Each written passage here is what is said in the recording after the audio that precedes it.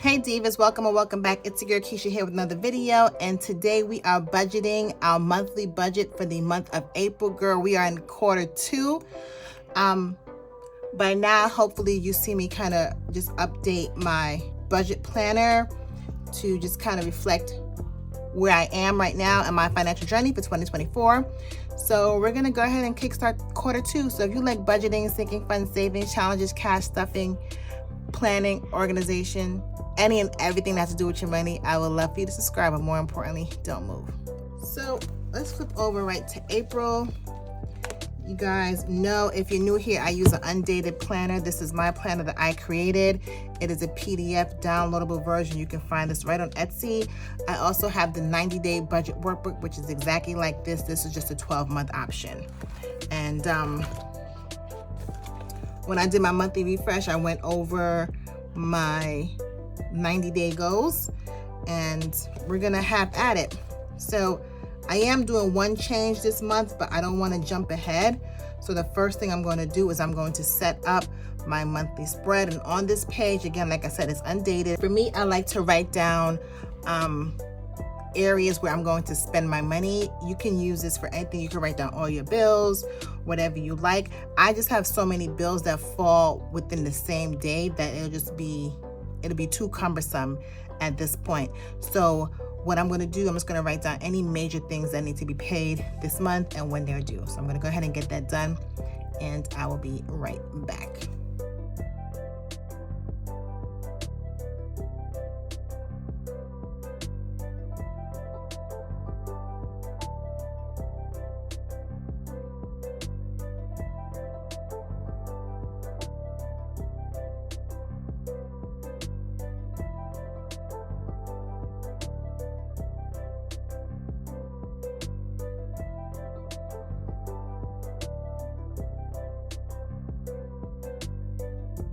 All right, so this is what April is looking like for me. The first week in April is spring break for the kids. We are going to Disney for a few days, or Orlando. And the first is actually my twin's birthday. The 7th is my niece's birthday. Tax day is the 15th. My husband's birthday is the 16th. And my son's football dues of $500 is due on the 1st. Another thing that I have due, well, it's not due, but it's open, is summer camps. Summer camp. So that's also open April 1st. So I can actually start registering them for summer camp. And I do have some money set aside in my sinking fund, so I might just enroll them to get like the first 1 or 2 weeks in, and then I can pay for more as the month progresses or something like that, because they tend to fill up pretty quickly. Okay, so that's what my monthly snapshot is looking like. Like I said, I don't put my bills on here. I just like to highlight the big things that I have going on for the month. I don't think I have anything else due. I might have my my sororities due. I know, girl, you've been seeing this for the past 4 months now, but I'm transferring chapters. If you know anything about sororities, I'm transferring chapters that take a little while to happen, so I haven't been able to pay my dues because the paperwork and everything is not settled, or it's not done. I think this month I should be good to go, so I will plan to have those paid as well. So that's what this month is looking like. Let's get into the meat and potatoes of what we got going on. And now we're at my monthly snapshot, and I usually pull this page out as well. I just had it out. Put the book to the side. So on this page, I like to highlight my income, what I anticipate bringing in for the month. And let's start with that. So first, we're going to go ahead and write down my anticipated income for the month.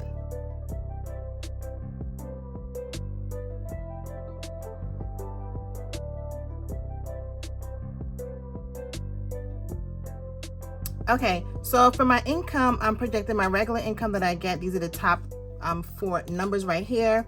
And then I am going to be using sinking funds this month. So I'm going to be using my twins' birthday and my husband's birthday sinking funds. So I'm just going to go back here to my closeout. So for my husband, I ended with $110.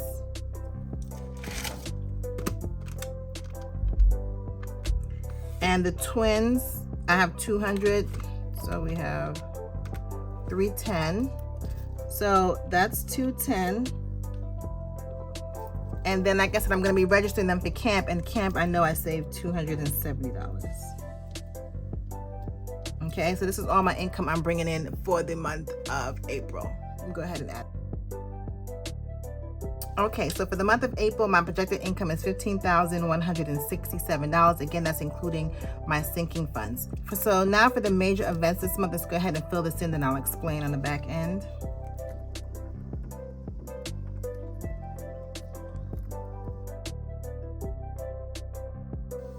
Okay, I'm sorry guys if you hear the noise. I'm recording this, my kids are home and they just don't care what I got going on. So for my major events and expenses this month, I have spring break, which is gonna be the first week in April. My budget is $2,500 for that. My twins' birthday is $200. My husband's birthday, $200. I saved $110, so I plan on, putting the rest of the money in for that. I already know what he wants for his birthday. My son's football dues is $500. And then for camp, we saved $270, so I'm only gonna pay $270 worth of camps for the month. So that is my monthly expenses.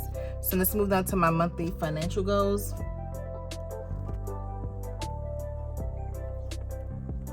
Okay, so my monthly financial goals is a bare bones budget, and we're gonna get into that. That's what I was talking about, like April's gonna be a little different for me. How will I accomplish that? No extra spending. Like, I know you would consider this extra, but these are things that I have to pay for. Like, I have to pay for my son's football dues. Like, if I don't do it, he can't play, right? And camp, I have to get my kids enrolled in summer camp because they can't sit around here all day playing video games all summer. So this may look like extra spending, but this is really planned expenses for the most part. And my other financial goals to pay off one of my cards. If you saw like my budget refresh, I kind of highlighted some of the bills that I want to focus on this quarter. So my goal is to get one, and I put a plus here, one or maybe two cards paid off this month. So that is my financial goals. I know I have space for 3, but I don't have 3. I have 2 that I really want to focus on and stick with. So that's what I'm focusing on this month. All right, let's go on to the next step. And this one's going to be a little different than what you're used to. Okay, so right now you will be prepared for me to fill out my monthly budget, which I absolutely love. I categorize my expenses. This works for me so I can see exactly where my money is. But girl, for this month, and I mentioned it when I did my budget refresh, is that I didn't hit a lot of goals in April. I don't think it has anything to do with my budgeting style, but I just need to go really, really to the basics, like simplify the most simplified process. So I created my bare bones budget. This is a bare bones budget, like no categorizing, just simply what I have to pay and when it's due. Okay, nothing special, nothing tricky about it, just as simple as that. I have some of this already pre-filled out, and then the rest is just blank. All right, I meant to do it on 2 sides, but it's actually, I printed it out on 2 sheets. So what I'm gonna do is I'm not going to do this one initially this month. I might come back when I close out, I might do that, but for this girl, I am just going, like I said, back to the basics. I'm gonna go ahead and fill this all out, and like I always do, I'm gonna walk you through and let's see how the math is mathing. All right, so I'll be back.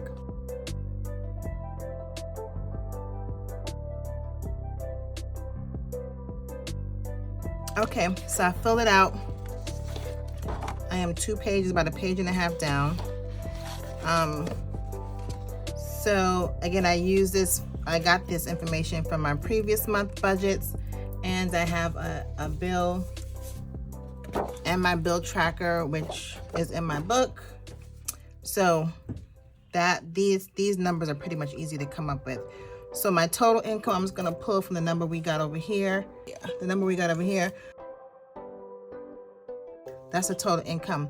And just the other income and savings, I'm just gonna put the sinking funds and everything else that I have coming in. So the sinking funds, $480.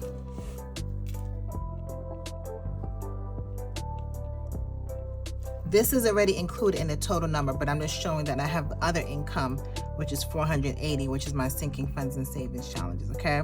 So now we're gonna just total everything up and see where we're starting with.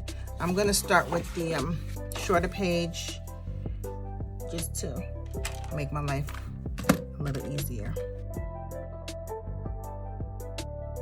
Okay, so this page totaled up to $950. Let me go ahead and add up this ginormous, this big page. Okay, so this page totaled up to $8,024. Plus the $950, I'm at $89.74. But what I didn't include are all the other major things we have going on here, okay? So I'm just gonna put a note to myself here. So I need to add spring break. Just add $2,500 to that. Hey Diva, sorry, my camera cut out again. I'm gonna fix my storage issue. So I added a few things. I added spring break, the twins' birthday, Mike's birthday, football camp, and the kids. I added $150 for the kids because when we come back from camp, from spring break, I still have to pay for them to get lunch at school and all those other things. So I want to make sure I'm as realistic as possible. This is bare bones, meaning this is like bare minimum. One thing you're not gonna see here is that I'm not doing any sinking funds or cash stuffing this month, girl. Okay? You are not going to see a cash stuffing from me maybe at the end of the month. Like, I just need to make sure that I stay on track and take care of this. And one thing also the camera cut out, that my remaining balance is going to be $2,373 after I pay for everything here. And like I mentioned when I did my budget refresh, is that there are a lot of things that I wanted to get done in Q1 that I did not get to do. So I really need to have a tight budget in April as much as I can. So if I'm serious about like tackling my debt and reaching some of my other financial goals, I need to be much more stringent on these other things. Now, my sinking funds and saving challenges are very important to me, but things like getting my basement redone, paying off credit card debt, those things are more so important to me than the other things, okay? So I just really need to align myself and do what's important for me and my family this month. So unfortunately, you're not going to see any cash stuffing videos from me this month necessarily, but I am doing a lot of organization and decluttering, in which I will find money there because I have things that I'm going to be selling on Poshmark, on the RealReal, really decluttering, getting rid of stuff. And I totally believe that organization goes hand in hand with your finances. So I'll be bringing that sort of content to you this month. So again, if you haven't done so already, I would love for you to subscribe to my channel. And we're going to switch it up on here, girl, because planning, budgeting, organization, they all go hand in hand. There's not one budgeter that you follow that's serious. Like the budget mom or anybody who is not organized, because any real budgeter will let you know that if your house, your home is organized, your finances will be as well, or it should be. It should be. So again, this is my bare bones budget. Let me know in the comments below if you want this, if you want a copy of this version, and I'll make it free for you. So let me know down in the comments if this is something you might be interested in getting. Again, I just went ahead and I did just do some prompts of some things that we all pay, and then everything else is blank. I did do this on Canva, so this is really simple. I actually found a template and I just kind of switched it up a little bit. So I will give this to you guys for free if this is something that you are interested in getting. But we are all set for the month, and like I said, I'm going to keep this one in here because as the month goes by, like as these get paid and they get filled in, I will come back and I will put this in here possibly. So even with the bare bones budget, I still am going to do my weekly paycheck budget breakdowns. So be on the lookout for paycheck number 1 for the month of April, and we are good to go, girl. So we set up our monthly spread. You guys can see my money. For someone who's doing a bare bone budget, I have a lot going on this month with my money. We went over my projected income for the month, and again, my major events and expenses, and then you can see what my goals are. My goals, like bare bones budget, no extra spending, and paying off 1 to 2 cards. So if you stay to the end, thank you so much. I would love you to subscribe, join the fam, and like always, I'll see you in the next one. Later.